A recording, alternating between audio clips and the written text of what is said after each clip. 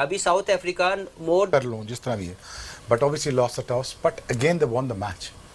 उनके वो प्लेयर अपने मेन प्लेयरों से जब अलहदा होके भी खेले तो उन्होंने बड़ी टीमों को हराया। अभी साउथ अफ्रीका मोर देन 90% उनके प्लेयर वहाँ पे मौजूद थे।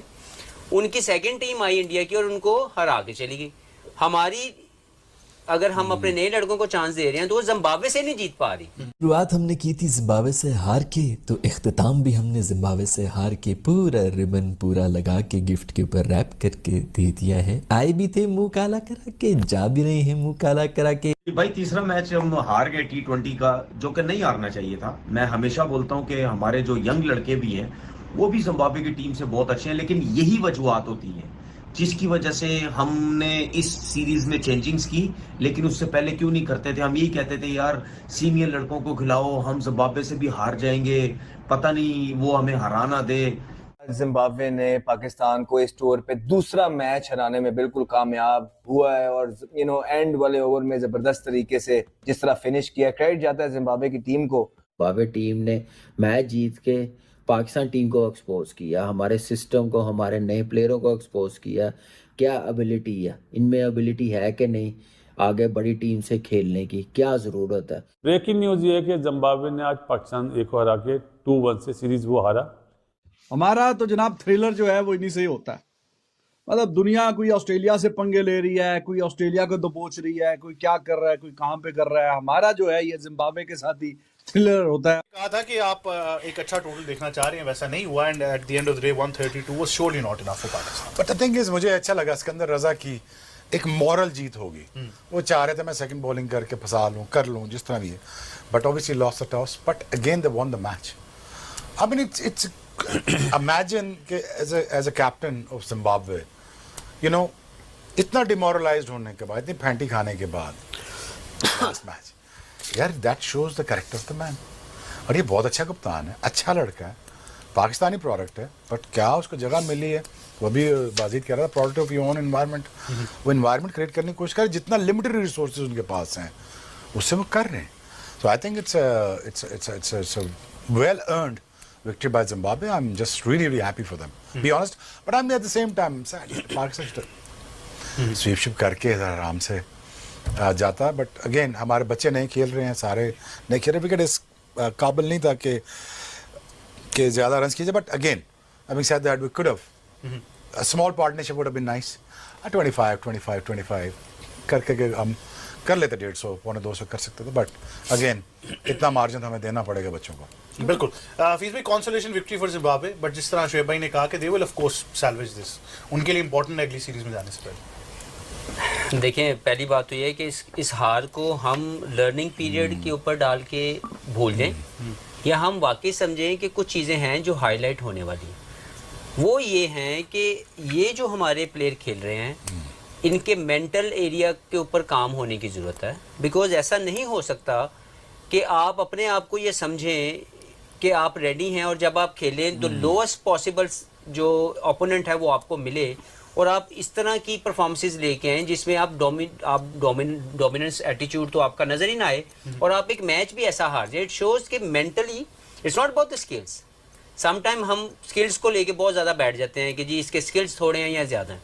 मुझे लगता है कि मेंटल स्टेट पाकिस्तानी प्लेयर्स की अभी रेडी नहीं है, या उस पे काम होने की ज़रूरत है जहाँ पे ये अपने आप को वो समझें कि if we wanted ourselves to represent Pakistan, we need to understand to maintain a standard, they have to lift the game up, they have to take the game on straight away. जैसे अभी आपने स्टैट दिखाया था pre show में कि India ने 45 और हमने 43 लोग खिलाए, लेकिन the development of the game they shown was totally different than the Pakistani players. उनके वो प्लेयर अपने मेन प्लेयरों से जब अलहदा होके भी खेले तो उन्होंने बड़ी टीमों को हराया। अभी साउथ अफ्रीका मोर देन 90% उनके प्लेयर वहाँ पे मौजूद थे। उनकी सेकंड टीम आई इंडिया की और उनको हरा के चली गई।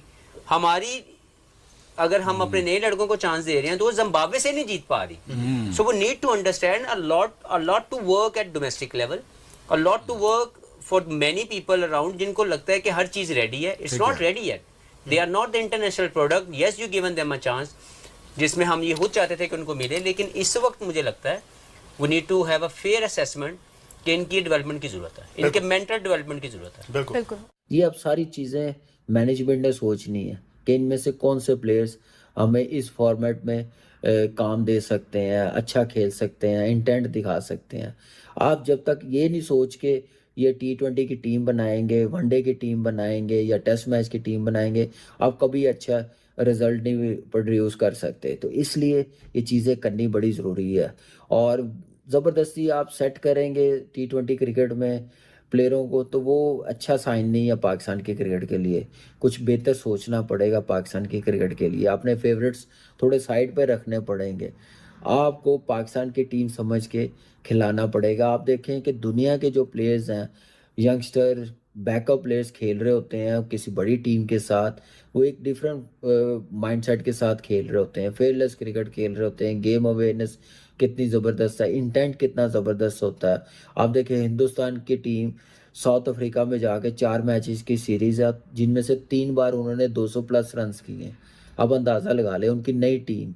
और एक हमारी टीम है, जिम्बाब्वे के साथ खेल रहे हैं हम लोग, और हाईएस्ट हमने 3 मैचेस में, एक मैच में 165 रन्स किए हैं, एक मैच में तो वो 57 पे आउट हो गए। आज तीसरे मैच में हमने 132 रन बनाए पूरे 20 ओवर्स खेल के। हमारे बेशक यंगस्टर है, लेकिन हमारा लेवल और जिम्बाब्वे की क्रिकेट का ज़मीन आसमान का फ़र्क है। हम ऐसे खेल रहे थे जैसे हम लोग युगांडा की टीम है, पाकिस्तान की टीम नहीं है। इस अप्रोच के साथ खेल रहे हैं। और इन्हीं के साथ हम ये माउथ वाटरिंग कॉन्टेस्ट जो है वो हमारे इन्हीं के साथ ही रह गए हैं। और वो भी एंड पे मैच जो है वो ओडीआई में भी मैच पहला जीत गए और T20 में भी एक आधा मैच निकाल लिए। तो जिम्बाब्वे के लिए तो शानदार बात है कि उन्होंने पाकिस्तान को T20 में भी एक मैच हरा दिया और उन्होंने वनडे में भी एक मैच हरा दिया। आज का भी मैच देखे, ये तो उनका इनएक्सपीरियंस था कहीं ना कहीं कि जो मैच इतना नजदीक चला गया।